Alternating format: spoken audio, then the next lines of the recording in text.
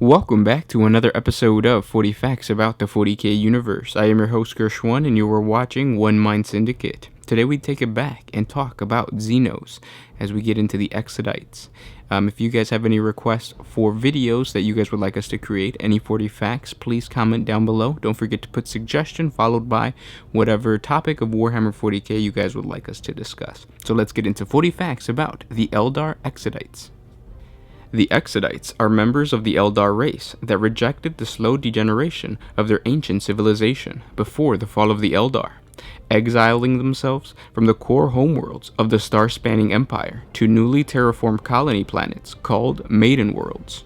During the fall, the degeneration of the Eldar did not go wholly without resistance. Some of the more far-sighted individuals began to openly criticize the hedonism of their fellow citizens and to warn against the effects of chaos cults. These people were mostly ignored or else treated as narrow-minded fools and fanatics. Soon, the general collapse of society convinced even the most resolute amongst them that there would be no end to the reign of death and depravity. Some decided to leave the Eldar worlds and settle new planets free of creeping corruption. They were the ones still untainted by the touch of chaos, and by now they were few. These Eldar are known as Exodites. Of all the Eldar race, they were uniquely far-sighted. Amongst a race naturally indulgent and hedonistic, they were reviled as fanatics obsessed with misery and self-denial. There were some whose dire premonitions were perhaps yet another form of insanity. Others were genuine survivalists who chose exile over degeneration and destruction. In an assortment of spacecraft, the Exodites abandoned their homes. Many died out in open space. Some reached new worlds only to be slain by marauding orcs or natural predators. Many more survived. For the most part, they headed eastward, as far away from the main concentration of Eldar worlds as they could reach. Upon the fringes of the galaxy, the Exodites made new homes. The worlds they settled were savage, and life was often hard for a people unused to physical work and self-denial. When the final catalysm erupted, most of the Exodite worlds were far from the psychic epicenter and survived. The resulting psychic implosion wiped out the rest of the Eldar race and left a gaping hole in the fabric of space. But out in the fringes of the galaxy, the Exodites were safe. Many craft worlds rode out the psychic shockwave and survived that way, but the Exodites had already reached places of safety, or else they perished with the rest of their race and have been forgotten. Since they were first settled, the Exodite worlds have not changed a great deal. The Eldar that live there have learned how to cultivate crops and harvest other natural resources. The psychoplastics necessary for Eldar technology are rare and precious on these remote planets, so the Exodites utilize other substances and rely upon simpler ways and physical labor. The craft world Eldar regard the Exodites as rustic and rather simple folk, wild in a way that is quite unlike their own introverted societies. Craftworlders and Exodites travel within each other's realms, but their different mental outlook and ways of life means that they have their own concerns. The Eldar path determines the way of life for the Craftworlders, but not for the Exodites. Because of this, they seem wild and individualistic compared to other Eldar, more independently minded and adventurous than their cousins. They can survive in this fashion because they are distant from the Eye of Terror, the hole in the fabric of space which still acts as the psychic focus for the destructive influence of Slaanesh. This alone is not enough to protect them, but it is a significant factor. More importantly, the Exodited societies are more rigorous and physical than those of the craft worlds. Where the craft worlds cling to the past and preserve all they can of their fallen civilization, the Exodites have turned their backs upon ancient traditions in favor of a simpler and harder way of life. Their minds are tougher and more straightforward, but not so subtle and ultimately less powerful than the craft world Eldar. They have survived, and of all the Eldar, they seem to be most likely to continue to do so. Exodited worlds are untamed and often dangerous planets. Mighty rivers roar unchecked over their natural flooded plains. Massive forests stretch over thousands of miles of virgin woodland. The few meager settlements coexist with wild beasts of all kind. The Exodites are too few to disturb the balance of nature. Their settlements are small and thinly scattered. Many occupy only for a few months of the year, because on many worlds the Exodites are nomadic, moving with the seasons and the herds. The wild creatures that inhabit the Exodite worlds are many and varied. Most of the Exodite worlds are now home to large herds of megadons and other gigantic beasts, which the Exodites know by the name of dragons. It is likely that these creatures are native to the region, but that the early settlers spread them throughout other worlds so that they are now common. The Exodites follow the dragon herds as they graze the endless grasslands of their Great Plains. By carefully managing the herds, the Eldar live upon them, eating their flesh and even drinking their blood, and utilizing their skins to make clothing and leather. Even bones and horn have their use. These materials partly substitute for the psychoplastic substances used by the craftworld Eldar. Although this lifestyle is in many respects a primitive one, the Exodites have many advanced technologies and are far familiar with all the sophisticated materials used on craftworlds.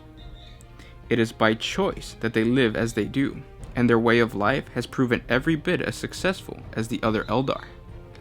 There are many different kinds of dragons, some unique to specific worlds, and they are used in different ways according to the size and nature.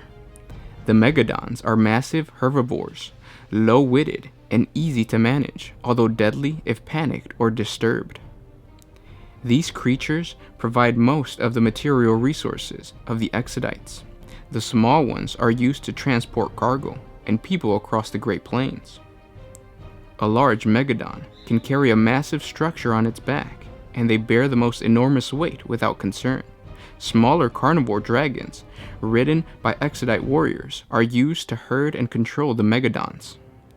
Warriors are virtually born into the tall dragon saddle and wield their long lances with consummate ease.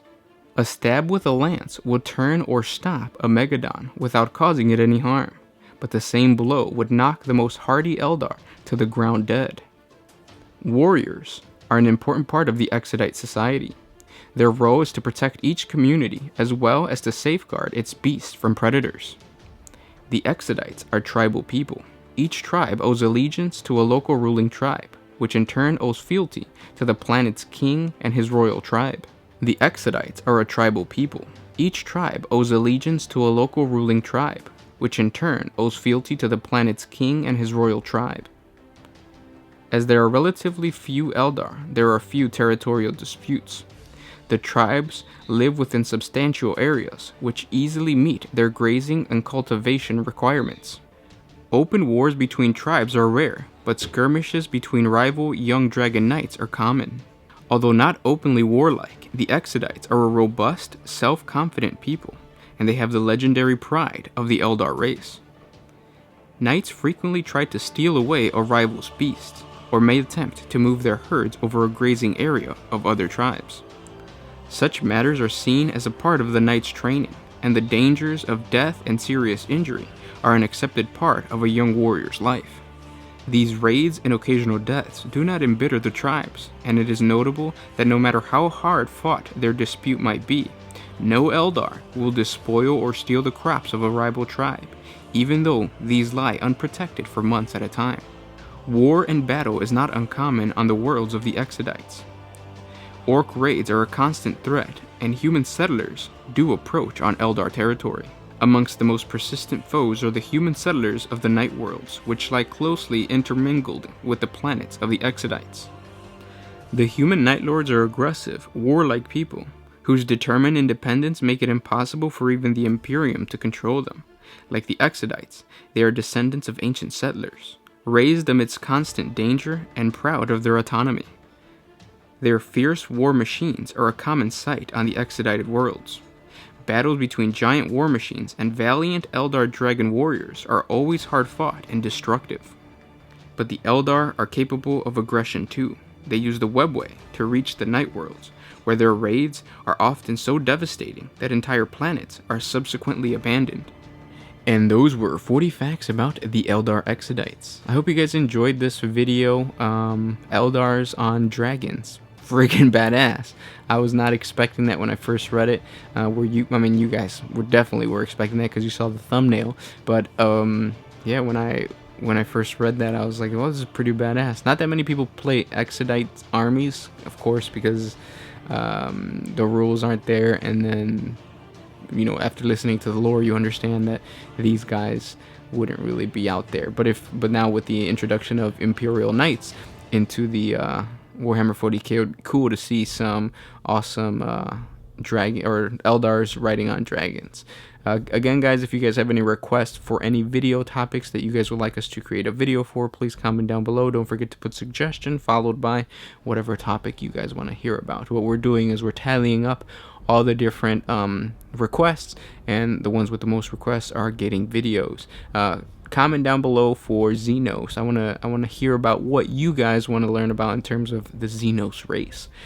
So Orcs, Eldar, any obscure Xenos, let me know, and we'll try to create a 40 facts video on it. And again, guys, thank you for liking, commenting, and sharing. By you guys liking the video, you're telling YouTube you want more Warhammer 40K content, and you're telling YouTube that One Mind Syndicate is a good Warhammer 40K channel, so thank you for that. You guys are awesome. If you guys want to keep helping us, jump on over to Patreon. A simple $1 gets you exclusive videos. We make our own lore.